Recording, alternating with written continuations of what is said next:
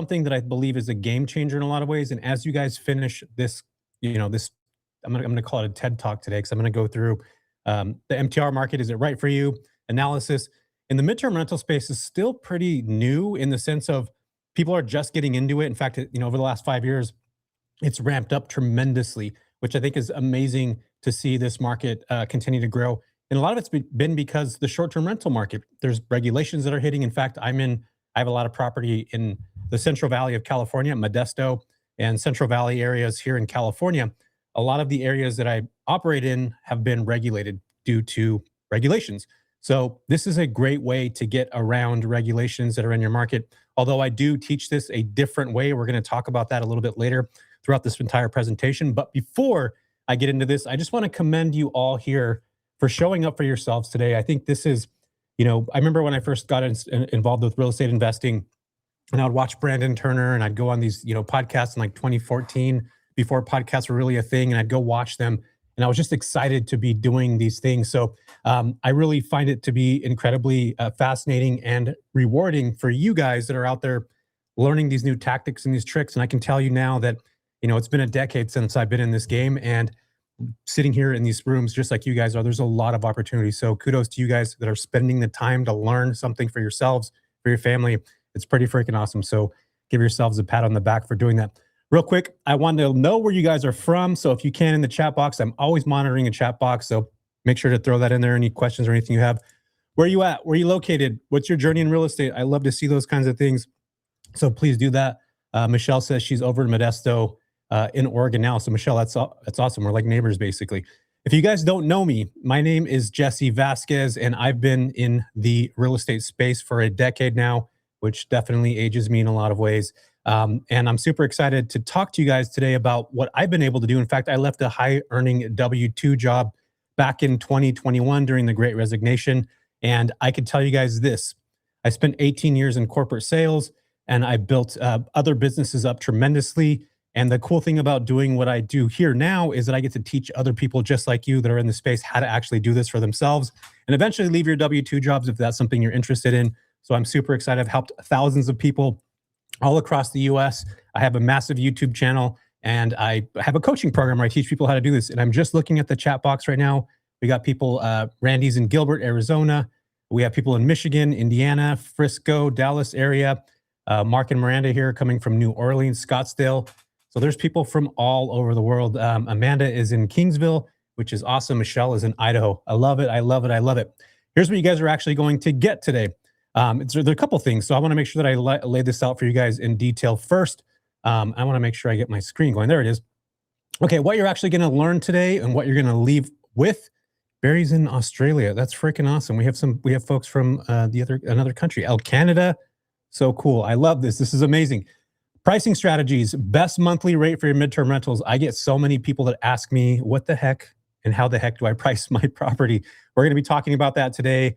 There's really not a true way to do this, but there's something that I've learned over the years, and I'm going to share that with you guys in great detail today. So be ready for that. Target profile. This is a big deal because there's a lot of different avatars. In fact, we counted over 50 different types of clients that you can go after with midterm rentals. And I'll go through that with you guys. Scalability. If you guys are looking to grow, how to expand with more units, what that actually looks like. Freaking amazing. I'm going to break that down for you guys, and a guide to the market. Is it a good market that you're actually in right now? So I'm going to break this down in detail, and I'm just reading here in the chat box. Bonnie, you got some fire emojis there. She left her W-2 job in Seattle 2.5 years ago. That is amazing. Congratulations. And I want to bring up a quote here from Eleanor Roosevelt that I really love. Learn from the mistakes of others. You can't live long enough to make them all yourself. This is one of the things that I love about being in these rooms today that you guys are all in, is that you get to hear people that have been operating for decades, for years, and you get to steal their 10,000 hours so that you can go build these businesses. So these webinars that you guys are in right now, learning from Michael earlier, from other folks that have had tremendous success in the space, learn from what they've made mistakes from so that you do not fall in the same category. And it's pretty easy to pick up information these days, which is why you guys are here. And I love that. So let's go ahead and move into this. Next couple questions here. What is the ideal market for MTRs? Before I actually jump into what the ideal market is, in the chat box here, can you guys tell me if you're operating midterm rentals now, or if you're getting into them, or if you're in the short-term rental space, moving over to midterm rentals, kind of give me a little snapshot as I go through this. I can kind of see what you guys are doing, and I'll make sure that I speak to you directly. I love to meet people where they are. So if there is anything in the chat box there, I can pay attention to it as I'm kind of going through things. So I'd love to see that. So what makes an ideal market for midterm rentals? And as I mentioned a minute ago, I've been in this game for a decade now, which is a pretty long time to be in the space. And for me, I love the hybrid model, which is the short term and midterm. I do both with a lot of my properties if I have the ability to do so, which I will short term during peak season, which is typically it'll ramp up around March and it'll slow down around October. So I short term rent during those peak seasons, and then I midterm rent from November all the way through March again. And for me, this is one of the greatest strategies to bring rewards in. We're going to talk about this a little bit later, but as I'm looking through the chat box right now, yeah, Tracy's talking about snowbirds, STRs at the beach, Seattle. STR is my hood. I love that. Dual strategy. Mark is doing dual strategy already. Winter months, smart man. Nicole is doing MTR, STR hybrid. That is the way to go. I love that. So it's cool to kind of see where you guys are at, what you're doing, and how you're operating.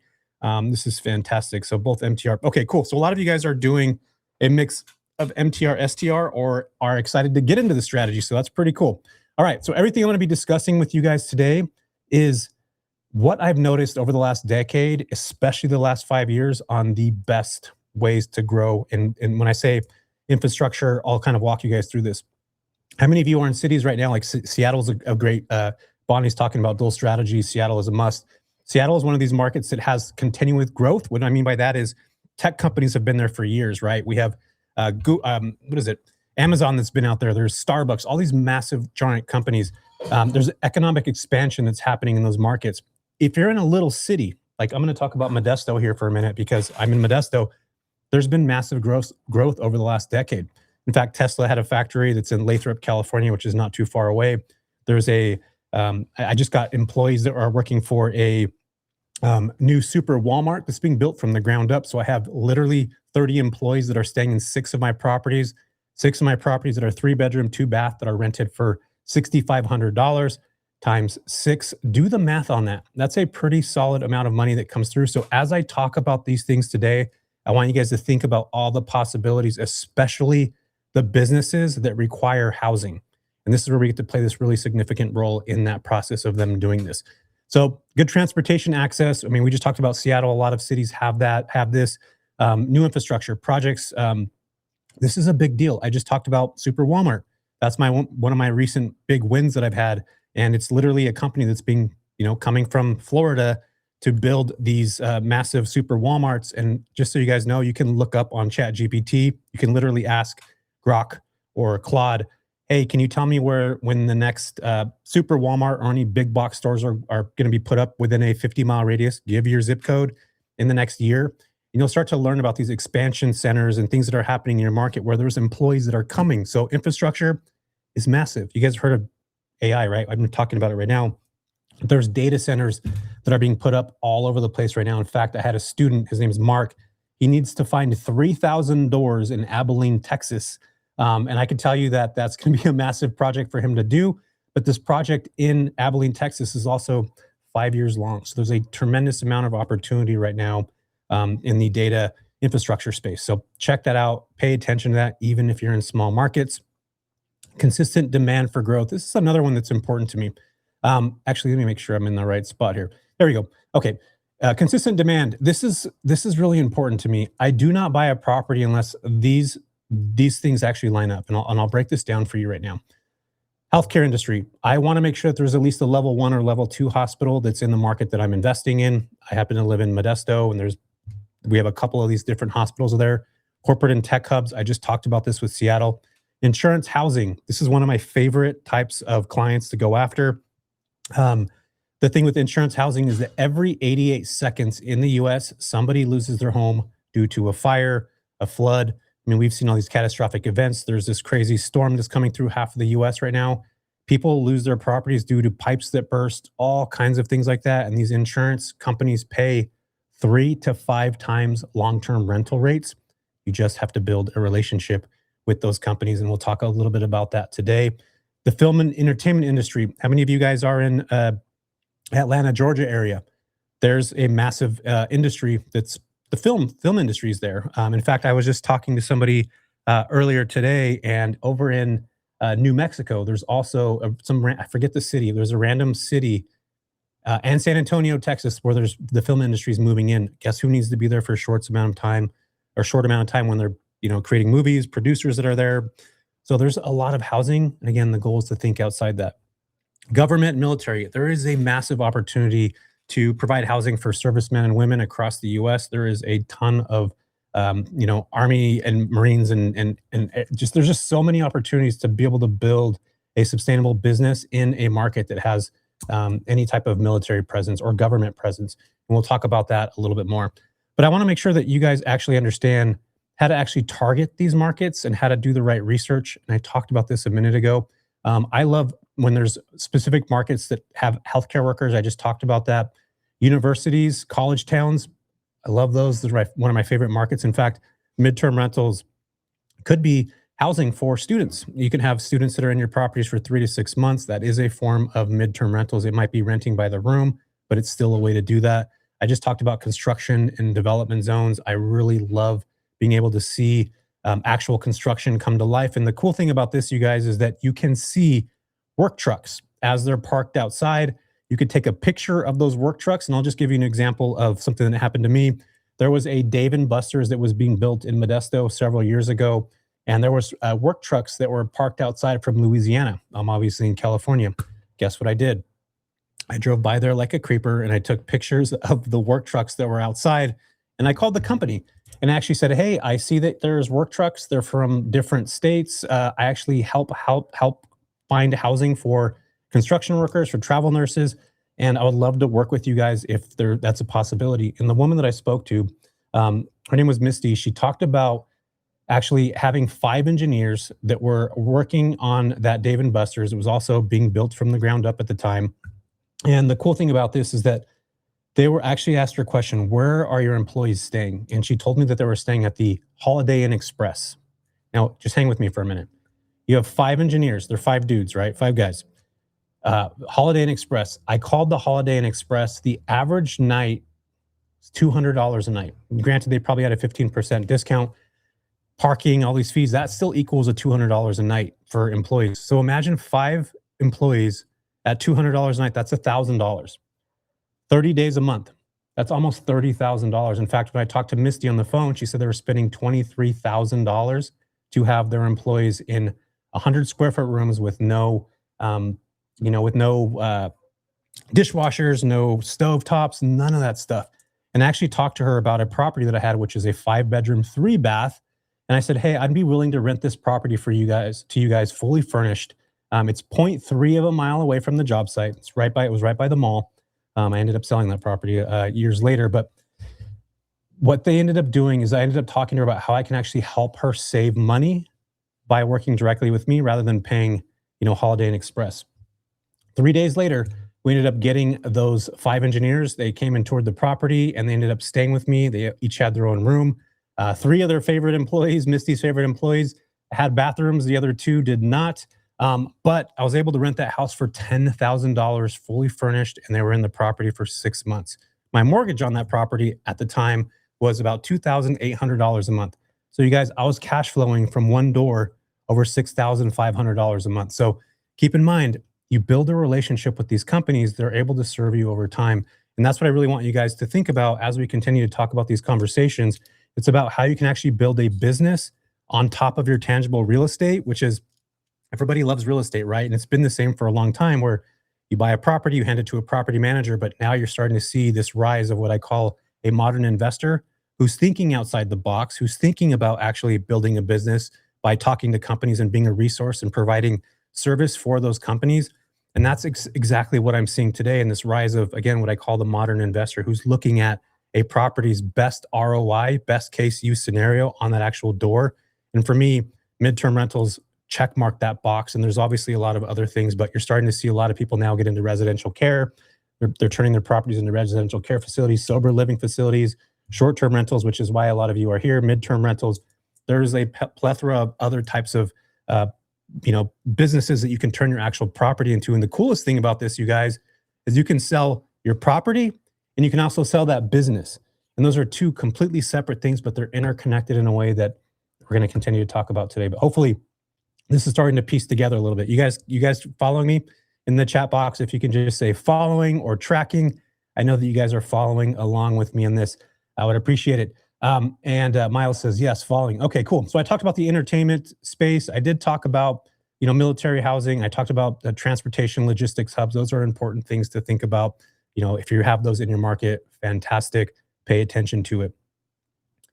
All right, let's see here. We are in the target market. Okay, cool. I'm just making sure. Tracking, following. Want to sing amazing story. Cameron, thumbs up. Sarah, following. I love it. You guys are tracking. I love this. I love it. Okay, cool. So we talked about research and markets. I'm going through this a little bit deeper. One of the things to think about here as you're continuing to build this business. I want to make sure that I got this here. I want to make this screen a little bit bigger for myself so I could see what is happening here. I have 4 eyes and it's not enough eyes, you guys. I need another pair of glasses here. Where am I at? Okay, cool. So I am looking at state capital. Again, we talk about government contracts and industries, manufacturing industries, energy and natural resources. These are a ton of spaces that you can look for growth in the right markets. And one of the other things that I think is fantastic, I actually have a few properties in Berkeley, California, and over in the Bay Area in California. International business hubs. If you guys are in New York, Los Angeles, some of the super cities here in the US, Chicago, there's a massive opportunity for you, even on the outskirts of those areas, to be able to build these kinds of businesses. Remote work friendly locations. You guys, there's 3 million digital nomads in the US right now. Those are tech workers that are traveling from different areas. In fact, I just met a guy yesterday who is living in San Francisco right now. He lived in Austin for 6 months. Before that, he lived in New York. Before that, he lived in Brazil. So there's a lot of these folks that travel to different areas, and guess what they need? 30 plus day stays for longer durations of time with incredibly fast Wi-Fi, because that's what they do. They travel all over the place. So think about this. Again, these are just the right kind of markers and target markets to look at. I can almost guarantee that most of you that are in this call right now have the potential in your markets. Market size considerations. This is a big one. Corporate housing demand typically works really well in larger cities, so population over 500,000. But I'm going to give you guys the but answer here. I actually love small and mid-sized cities. In fact, when I first started in midterm rentals, Modesto had about, 100-something thousand people. And there's a city named Turlock right next door to it that had less than 35,000 people. One of my second properties that I picked up was actually in that market. And the reason why I did it there, I ended up having a massive relationship that I built with Doctors Medical Center, Tenet Healthcare, for those of you that know, it's nationwide. And I ended up getting a contract with the hospital in Modesto. And about a year later, Turlock Hospital, which is Emmanuel Medical Center, they got actually bought out by Tenet Healthcare. So I was the hub for all the clinicians that were going there to travel. They were working clinicians. They were on assignment travel nurses, and many of you heard. They were actually staying at my properties because I already built the relationship with Tenet Healthcare. So every time that these new clinicians were coming through, the recruiters were actually calling me, and I built relationships with the recruiters. And they were just saying, hey, Jess, we have a new, 3 travel nurses. They're coming in a group. Is your property available? That's exactly what you want to do. You want to start to think about that. So the folks that are in the space now that are not in these big, populated areas like, Los Angeles or San Francisco and those areas, you might have 50,000 people or so. There's still a tremendous opportunity. In fact, I find those smaller markets to be a lot more interesting and to have a lot more potential in the long run if you start to actually build those relationships. And we'll talk about that a little bit more. And I just talked about my favorite market. I just went through that. I actually love the smaller markets. Anything under 100,000 is great. I have property in all different types of markets, but I love the smaller markets better because I do feel that if you build a relationship with a company, you can build a long-lasting, stable relationship where there's constant kind of workflow that's coming through. How many of you guys have heard of Frito-Lay? It's a company, they make Fritos, a lot of other stuff. Well, we actually have a Frito-Lay here in Modesto, California. I ended up talking to one of the HR department representatives probably about 5 years ago. And what I noticed is that any company that has conveyor belts, you guys know what conveyor belts are, right? Fritos go through these lines and they go to different spaces and people kind of move them around. And there's mechanical pieces that come through them. They actually have employees that travel all over the US to fix these machines or upgrade them. And many of you may have these types of companies in your own backyard. talk to them, find out if they have employees that come from different markets. Where are they staying? What do they do? Are they given stipends? Are they not given stipends? Do they have per diem pay? Find out what your companies in your backyard are actually doing. You start to build those relationships. And what I've noticed, the smaller, kind of mid-sized companies that have these employees that come from all over, they love working with folks just like yourselves here. You can actually start to build these relationships with them where anytime they do have an employee, they could stay with you. So I would urge you to really pay attention to what's actually happening in your market. And again, think about these conveyor belts. Gallo Winery is another company that I built a contract with where they rented my property for 3 years. I'll give you the quick little story on this real quick before we jump on. And Miles, I think I might be good on time still. So you guys all heard Furnish Finder. I'm going to talk about them a little bit later in this process here. Miles gives me the thumbs up, so I'm still good. I think I got 45 minutes with you all today. Furnish Finder. So I ended up actually looking. There's a little. It's called unmatched leads on Furnish Finder. Have you guys heard of that? Unmatched leads on Furnish Finder. So it's basically where if Miles was a travel nurse and he's looking for a property, and say I have a 3-bedroom, 2-bath listed on that platform, I will see a note that says Miles is looking for a 2-bedroom, 1-bath, and sometimes it'll say what company they're going through. It'll show what they're doing, for how long a duration they're going to be here. And I noticed something similar, and this is what's really important. Keep your ear to the ground in your market, and this is an example of this. I noticed that there was 4 folks that were coming from out of the country, and each one of them said they were going to be working at Gallo Winery, which is, if you guys heard of Apothic Wine, it's actually bottled here in Modesto. The thing about that is I called Gallo, I asked for the HR department, I spoke to somebody there, and I said, hey, I'm a housing solutions provider for folks that are coming from different markets, for travel nurses, for doctors, for corporate workers. And I noticed that there was 4 people from out of the country that were actually looking for housing in Modesto. Are you familiar with this? And they ended up connecting me with a woman named Cheyenne who actually works at Gallo. She's a HR representative.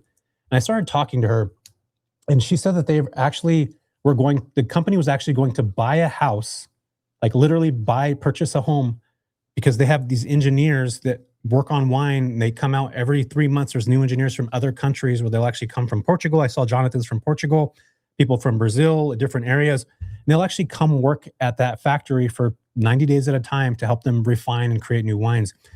They ended up actually creating a contract with me for 2.5 years, almost 3 years. It was 2.5 years.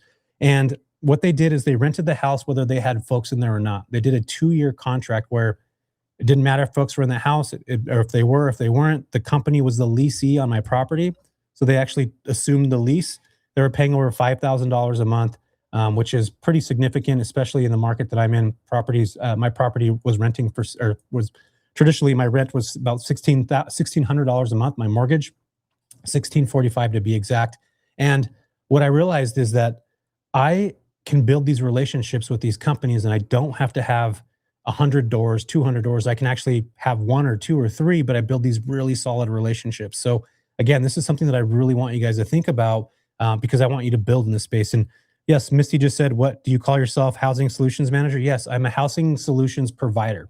So I help people find housing, whether they're short-term, mid-term, renting by the room, companies, corporations. That's how I kind of introduce myself to these companies, as a housing solutions provider for agencies and companies to provide them with comfortable housing, nearby locations. So I think about those things as I'm talking to these companies, because again, I need to be of service to them. This is kind of like a sales role, and I'll talk about this a little bit later. But hopefully you guys get a little sneak peek into the way that my mind works and the way that I look at these companies and corporations in a totally different way than most people do. So, and again, by the end of this conversation, you guys are going to see things from a completely different lens. So hang with me, okay?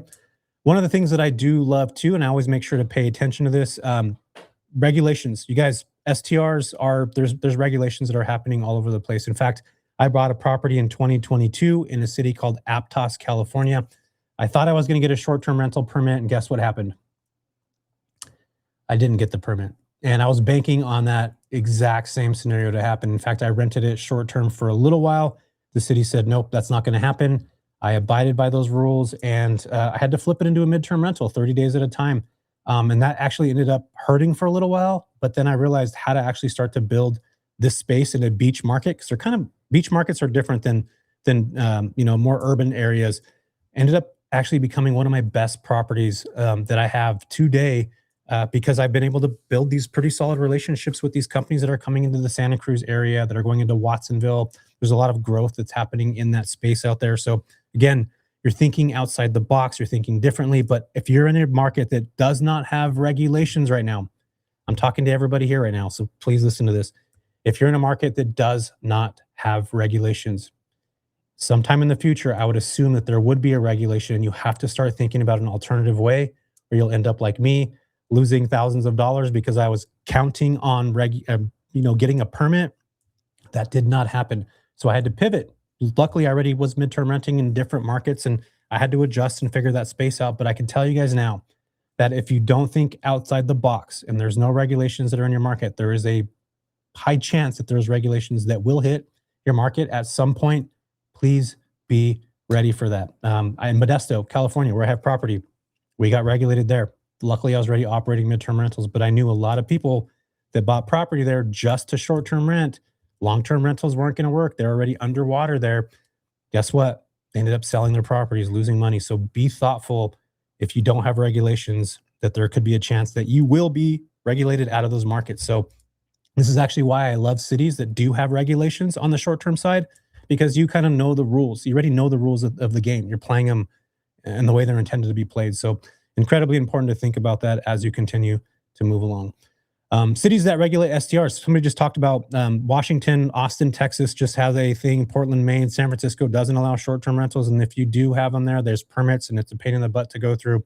New York, which I was just there for the first time a few months ago, probably one of the greatest markets to midterm rent in my opinion. It's fantastic, but you have to be very thoughtful because there's so many people that are midterm renting their properties there. You got to think a little bit outside the box. And I did see a lot of East Coasters here, Philly, Boston, New York. Those markets are a little tough to play in. But if you're midterm renting and you go after the businesses, like I talked about earlier, the likelihood of you being able to win the long term is dramatically higher because of the ability to build this business, when most people, 99% of people, aren't going to do this. They're going to list on platforms like Airbnb and Furnish Finder, twiddle their thumbs around until they get a booking. It's so important to think outside the box. Aaron just said Las Vegas has significant regulations. Aaron, yes, I was actually just in Vegas too. In fact, one of my best students that I've ever had, her name is Christine. I thought she was gonna bomb in Vegas because it's such a tough market. She actually connected with World Series of Poker, the WSOP. She got contracts with hotels, which is wild. Folks that were staying in hotels for longer durations of time started staying at her properties. And now she's built a pretty fantastic business. In a year, she's doing over $1 million, which is wild to think about. And she doesn't even own the property. What she's doing is arbitraging properties, but she's getting the leases ahead of time, which means these companies are giving her, they're saying, we need housing for 30 employees. And then she's going to find the housing, and then those 30 employees go stay at the house. So she's being very smart about this. And I think this is one of the cool things about, as you guys start to learn these different models of midterm rentals, short-term rentals, all these good things, you'll realize there's a lot of verticals to make money in this space, and you just have to think outside the box. And again, my entire, being and my entire self is here to talk to you guys about how to think outside the box and do things a little bit different. It is not passive, I'll tell you that, but there's a massive opportunity right now in this space to continue to grow. In fact, over the next 5 years, I think is the greatest wave for midterm rental operators to think outside the box, to create these relationships. There's a lot of companies that are actually leaning into midterm rentals a heck of a lot more. So red flags, I want to talk about these. Too many MTRs in one location. This is a big problem. In fact, let me tell you guys about this here, okay? San Francisco, Austin, Texas, some of these markets, what happens is all these people list on Airbnb, and they try to compete for the same 300 people that are coming a month. And what they do is they end up driving the revenue down. They end up listing their property for $3,000 a month, and they don't get a booking after 2 weeks, and they lower it to $2,800. They don't get a booking a week later. They're lowering it to $2,500. So you start to see all these people that are like literally driving their prices down, which hurts everybody in the market. So I would encourage you guys, if you're looking at markets that have a lot of saturation in them, pay attention, especially on the midterm side, not necessarily the short-term side. You can go on Airbnb and look at 30-day plus stays, and they'll show you all the properties that are there. Just kind of scroll through them, see what they got going on. Pay attention to that. But again, as I said earlier, 99% of people are listing on platforms and waiting for somebody to just come along and book their property. this is where you think outside the box and you can build the relationship so you don't have to do that. You actually, get to build your own house on your own land, which I think is a pretty freaking awesome thing to do, especially if you're building a business. So it's something to think about. Cities that lump MTRs with STR bans, I've seen that. In fact, San Francisco they have something on the docket there to potentially limit. You have to potentially have 6 month stays, which I think is wild. I don't know if that's going to pass or not. And honestly, I don't even know how they're going to regulate that. So it's something to think about. But again, pay attention to markets that have a lot of saturation. Some of the hidden gems, I'll talk about this. I did earlier, actually, areas that are growing in industries. We talked about, the data centers that are growing, suburban markets that have major cities that are nearby. And I'll just give you an example right now, like San Francisco is obviously a major hub. There's property in Tracy, which is about a good 40, 50 miles away. Pleasanton, Sacramento, fantastic market. So you don't actually have to be in the city. You can even be in suburbs outside of that. I usually say about 50 to 60 to 70 miles is pretty good. So again, you don't have to be in those metro areas. You could be outside outside those limits.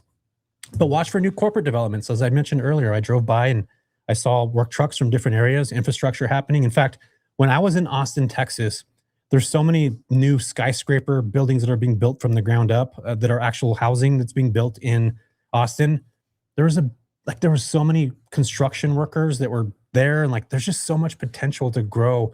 Even though that market's saturated, if you think outside the box and you create these relationships with these companies, guess what? They're going to stay at your property. You just have to think about them. How do I serve them? What's the best way for me to build these relationships with them? What do they need? What are they looking for? You have to start thinking like that for these kinds of companies. So you got to think from their perspective. And again, I'll just give you an example. Construction workers love having garages or somewhere to park their work trucks that have expensive gear in them. Travel nurses love blackout curtains, like what you see behind me right now. Blackout curtains to keep the light out because they sleep during the day. They love noise machines. Digital nomads love to have crazy fast Wi-Fi that's blazing fast that they can use to freaking nerd out on the internet and stuff like that. So to do coding and all those kinds of things. So again, there's different clients that require different things. So make sure that you're paying attention to that, who you're serving, why you're serving them, and how to actually make them make their stays better. Tools for analyzing markets. This is very important. And before I actually go into this, I want to make sure that I bring this up. I was using a different tool, you guys, before. I was using a different property management software. In fact, Miles, I reached out to him. I had a walkthrough demo. I ended up switching over to Hospitable to manage all my midterm rentals. We have over 20 something properties right now, including my own, and we co-host other people's properties. I switched because it's just a better platform, and I'm able to manage all my properties in one spot. There's just a tremendous opportunity. So for you guys that aren't using Hospitable, please go get it. It is by far one of the greatest property management softwares, especially with the new AI and all the new functionality that's coming along with it. It's fantastic. So think about that. As you guys are building your portfolios, I think it's a great property management tool. So Miles, I see you with the fire emoji there. Awesome. Okay, cool. So tools for analyzing. We talked about this earlier, you guys. Furnish Finder is great for tenant demand insights. You can actually see who's coming to your market. You can go to furnishfinder.com/stats and you can look that up. This is not like Airbnb. This is a booking platform. So it connects you. It's not a booking platform. It's not an online travel agency. It actually connects you to the client that's searching for a property, right? The guest. So it's not a booking platform. You're not able to do the deal. They can't do it on there. So you're just finding the people on there. You can do background checks. In fact, I would recommend I use a company called Turbo Tenant. They're great for background checks. Miles, you guys might be adding background checks, I believe, right? Aren't you guys doing that now, Miles? In the chat box. Yep. Okay, cool. So Hospitable already has background checks. So you can use that, which is pretty freaking awesome. And as I mentioned earlier, it's great for finding out who's coming into your market. There's also a company called Mashvisor that I like to use. And what I could do with Mashvisor, it lets me see all these different types of properties, how much they're earning per month. It shows heat maps. It shows all kinds of things that actually break down how much people are making with their short-term rentals and mid-term rentals. So it's a great tool to use. You guys have all heard of AirDNA, I'm assuming. AirDNA is another one. It's, again, you can look at the short-term rental numbers, and there is a massive correlation between the short-term rental and a mid-term rental. You guys are going to find out a little bit later. It's really hard to actually put a price to your property. And I usually shoot for 2x long-term rental rates. But I'll give you guys the formula here in a minute. And I usually don't talk about this out loud, so you guys are in for a treat on that. AirDNA, I use that for being able to see what other people are doing, what they're earning. Price Labs is another one that I use to kind of find out pricing and all those kinds of things, which is great. And then let's see, I think that's the last one, Price Labs. Yep. Okay, cool. And you're probably asking yourself, well, which one should I use? Well, you can use them all. There's a bunch of different types of, strategic ways of actually looking at what these properties are earning in a market. You can even just go to Airbnb and Furnish Finder and just do a comp, which means you can just look at something that is same and similar to your property, and you literally just look at it. And if you have a 3-bedroom, 2-bath, boho themed 1,500 square foot home, you can just scroll through and see what they're charging, and you'll kind of get a good example of what they're doing and how much they're charging. And that's a great way to start to figure that out. But again, you get to change things a little bit differently when you start to actually build the relationships with the company. And for the purposes of this call today, we're just going to do the traditional, if you're just getting a travel nurse or something like that, what you can actually charge for your property. So this is important, you guys, how to actually set up for competitive pricing in the midterm rental space. There's not an actual tool. In fact, Miles, this would be awesome if you guys ended up doing something like this. I would love it. There's no tool to actually show us how much midterm rentals are making. Like there's not a tool that actually shows that. And maybe Miles, when people start using more of the leases on Hospitable, you guys can have some amazing data, which I'm sure you guys have data now, but there's just not enough data. There's not enough product software that's out there that actually solves this problem. So we have to do it manually. And this is what I'm going to show you guys right now. Okay. Pricing factors to consider. There's seasonality to midterm rentals, you guys. I don't know if you knew that or not, but there actually is. The rates adjust during certain times. I heard people talking about snowbirds. Rates can typically go up for the midterm rental spaces in that time. Summertime, they go up. So there's just, every market has a little different kind of seasonality to it. It's a lot different everywhere in the US, but just pay attention to it. And the cool thing about, the software that I talked to you guys about earlier, which is, AirDNA and MashVisor, you can actually see what people are earning over the last year of properties, and you can actually see what month they're in, so you can see the seasonality that's attached to it, which is pretty cool. Competition analysis, we talked about this earlier. Compare your listings. Look at apples to apples. You're looking at a 3-bedroom, 2-bath. Is your place designed better? Does it have better amenities? Does it serve and cater to a specific type of client? Like we talked about the travel nurses earlier. Am I decking my house out with noise machines and box fans and blackout curtains? And is it not next to a major road where a nurse is going to be able to sleep during the day? You're thinking about those kinds of things. What type of tenants do I want? Do I want families who've lost their homes in a fire or a flood or something in my neighborhood, where I'm serving my community anyway? Am I working with, travel nurses? Am I looking for construction companies? You got to figure out who you're going to serve and what they're going to need. That's going to be incredibly important. And again, your pricing is going to depend on that. This is what I was talking about earlier, you guys. The short-term rental numbers are directly correlated to the MTR numbers. Over the last 5 years, I've noticed this more and more and more. So if your short-term rental, I'm just going to give you guys an example. If your short-term rental makes $10,000 a month, and you're like, well, what the heck am I going to price my midterm rental? Midterm rentals are typically 12 to 18% less than what you would make on the short-term rental side. So if you're making 10K, you'd probably make $8,400, $8,500 on a property. So that's what you're actually able to charge. That's what I've seen is the most kind of common number. So you just look at your short-term number and you will take 18%, 12 to 18% less. That's what you'd be able to charge for your property. And I'm going to give you guys a couple examples of what this actually looks like. This is one of my properties from a while back. So if you look at this here, you can actually see that the property was rented for, let's see here. Actually, that's not the right one. Here it is. So the property was actually rented for, we charged $7,861 for the property. And after payout, it was actually $5,300. And you have something very similar to this in the midterm rental space.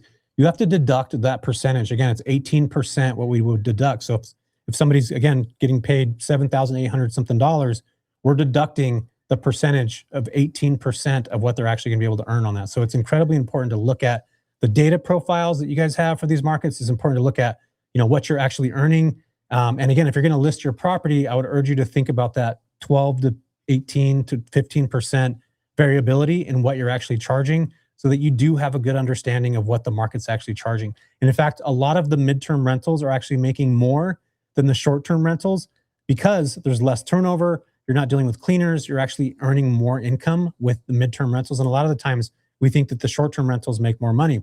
In fact, this is another thing that we could look at here. This property, again, earned $7,851 which is fantastic. But if you look at the cleaning fees that are on here, there's a massive amount of cleaning fees, which equal out to be a lot of money. Plus the service fees, that's a big, big discount. So again, on the short-term rental space or the midterm space, I'm sorry, the midterm rental space, you don't have that crazy turnover. You're not turning over, you're not turning over often. You're not turning over in that space. So super important. Midterm rentals do have some massive opportunity, but again, you have to think about this like a business. In fact, that's what my kind of discussion with you guys today is. Think about your midterm rental space or your company, your properties as an actual business, and you're adding that addendum, not that addendum, but that other kind of idea and thought process of how to actually build these relationships and start to build strong credibility for your specific properties. So steps for pricing your midterm rentals: find the market, look at the long-term rental rates. That's really what it is. Do the analytics. We talked about this earlier. We're going to go in, you're going to search for long-term, you're going to search for midterm. Is there search potential in my market? Look on furnishfinder.com/stats. You can see a lot of what's happening in your market, how many searches, what's happening there. Use the comping tools that we talked about earlier, right? AirDNA, MashVisor. Look and see how much those properties are earning per month. You get to deduct that 12 to 15% to 18%. That's going to give you the midterm rental number. And then you start to break it down. Is this actually going to work for my property? Does this make sense? You're looking at comps that are in those markets. You're going to compare your property to theirs, right? You're going to look at, I got a 3.2, it's boho themed. They got a 3.2, it's boho themed. They're charging $5,000 a month. I might have a couple amenities that they don't have. I might be able to charge $5,500, $5,600. So again, goal is to 2x long-term rental rates. But again, that's how I look at, is this actually going to work for me in my market? And I also love to have multiple exit strategies. And unfortunately, I don't have enough time to like break down what the exit strategies look like. But again, that could be renting by the room. It could be midterm rentals, short-term rentals. It could be sober living facilities. It could be a lot of different ways to make the best case use for your property. Each market's going to be completely different. It's going to be, they're not the same. They're all different. And the final step is the final evaluation. We just talked about that. Exit strategies. What's going to work? If this doesn't work in my market, then what? What happens after that? So it's super, super important that you guys think outside the box and don't just think, again, like I did with my Aptos property over by Santa Cruz. This is going to be a short-term rental. I only analyzed that as a short-term rental. I didn't even think about anything else. And I was ready in the game for years, you guys, 5-6 years. And finally, the city was like, we're not giving you a permit. You're SOL. And luckily, I was ready midterm renting. I was able to convert it. It did take some time. I had to learn that market, which was totally different. But it ended up working out in my favor, as now it's one of my best properties. But it took a good solid 60 days to get that property stabilized. And the mortgage on that place is over $5,000 a month. So I lost right around 10K. Ended up making it back, but still, like, that's a lot of money to come out of pocket for a property that you bank on working as a short-term rental, and then it doesn't. So please always have exit strategies available and there for you. Anytime you're buying a property, I learned this the hard way, and I hope you guys don't. It was a stupid Monday mistake that I should have known better, but now I'm here educating you guys on don't do the same thing. And it's not just me. I've talked to so many people who have been in that same space. If you guys want to learn more about what I do and how I do things, check this stuff out here. I want to make sure that, there it is. You can scan this QR code. It'll take you to, I think, my webpage or maybe my YouTube channel or my Instagram. Go check that stuff out. There's a ton of information there for you guys to learn, to pick up new ideas. I give a ton of stuff away for free, so go check it out. And I'm thankful to be connected to Hospitable, who's, you guys are handling all my stuff, Miles, on the back end, which is fantastic. And again, if you guys have short-term or midterm rentals, please do yourself a favor. Go get their software. It'll make your life a hell of a lot easier. In fact, I'm having a YouTube video come out, I think in 2 days, Miles, where I actually talk about transitioning from the old product to the new product, which is Hospitable, and why. And I go into detail. You guys are going to love that video. Go check it out. Miles, actually, you should be getting a copy of that any day to give me the thumbs up if it's going to work or not. But I love it. It's a good video, man. It's in my inbox. I need to watch it after we finish this session. I'm going to go and watch it and go check it out and see it before everyone else. But I'm sure it's going to be great. Yeah. Cool. Jesse, thank you so much. That was an amazing session. I think I learned a lot there as well. So that was great to kind of learn from you there. We do have a few minutes, so I'm hoping you can stick around for just a couple of questions. I think you did a great job, to be honest, of answering questions as you went. But I think there are a couple that have just come in now. Cool. So Amanda had a good question. What kind of insurance is required when operating an MTR? Yeah, so it's going to be the exact same insurance as a short-term rental, and I've been using Steadily for a long time, so go check them out. They give free quotes, but anything less than a year, a lot of these insurance companies will consider it short-term. So it's annoying. I hope that someday a company, and Steadily's actually, I just talked to them about 3 weeks ago, and they're actually working on a product that is going to be specific for midterm, because short-term rental insurance is a little bit more expensive, and typically we have guests that are 30 days, 3 months, or longer. But yeah, you're right. Now, for now, you still need short-term rental insurance. Nice. Yeah. Okay. So I don't know if you've got any experience with this, but fighting back on regulation. You talked about having, I guess, different exit strategies. Have you any experience of kind of actually, fighting back and lobbying against those strategies, or have you, worked with groups that have done so? Yeah, I actually created a YouTube video about 4 years ago. I talked to you guys about midterm rentals, short-term rentals being banned in Modesto. I actually went to the courthouse. It was a whole entire thing. I lobbied with a lot of folks that actually had short-term rentals in my market. So we all went down to the courthouse. I created a Facebook group where there's about 50 of us that had property. We went to the city, actually sat down with the city, and we had a discussion about regulations, and they actually put me on their board to help them with regulations, which back in that time they were allowing, they did a permit where you had to have, there were maximum 112 short-term rentals that were going to be allowed in that market. That was it. And I was actually part of them creating that process and putting that together, which was awesome. So some of my properties actually ended up being grandfathered in, but I would suggest, Trevor, that you go and connect with other folks in your market that have short-term rentals, and go down to the city and talk to the planning division department. Try to get heard. I mean, I think that's a great way to build. That's what I did.